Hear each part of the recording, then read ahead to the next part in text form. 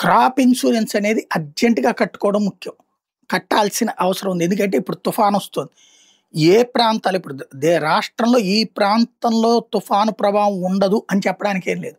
అనేక చోట్ల అట్లుంటది. వాస్తవం క్రాప్ ఇన్సూరెన్సోళ్ళు బ్యాంకులోళ్ళు అనేక సార్లు ఫోన్‌లు చేశారట రైతులకి. వచ్చి కట్టుకోండి, కట్టుకోండి అంటే డబ్బులెందుకులే అని కట్టుకోనటువంటి వాళ్ళు ఉన్నారు చాలామంది.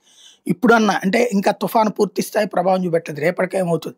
ఇప్పుడైనా డబ్బులు కట్టేస్తే ఇన్సూరెన్స్ కిందకి వచ్చేటటువంటి అవకాశం ఉంటది. ఇన్సూరెన్స్ ఉంటే రేపు పొద్దున ఏదైనా నష్టం వచ్చినప్పుడు ఈజీగా అటు ఇన్సూరెన్స్ ఏజెన్సీల నుంచి భరించే అవకాశం ఉంటది. లేదంటే ప్రభుత్వం ఇచ్చేటటువంటి పరిహారం మీద ఆధారపడాల్సి ఉంటుంది. అది ఎప్పుడు ఇస్తుందో, ఎలా జరుగుతుందో తెలీదు. ఈలోపు నష్టపోయేది రైతు. ఇప్పుడు పక్వానకొచ్చినటువంటి పంటలున్నాయి. ఆరంభ దశలో ఉన్నయున్నాయి. పొట్ట దగ్గరకొచ్చినటువంటివి ఉన్నాయి. కాబట్టి రైతులు తిప్పలు పడుతున్నారు, భయపడుతున్నారు. ఉన్నదాన్ని కొయ్యలేరు. అట్లాగని చెప్పి ఉంటుందన్న నమ్మకం లేదు. చాలా గందరగోళ పరిస్థితిలో ఉన్నారు రైతాంగం. ఈ క్రాప్ ఇన్సూరెన్స్ మీద దృష్టి సారించాల్సింది.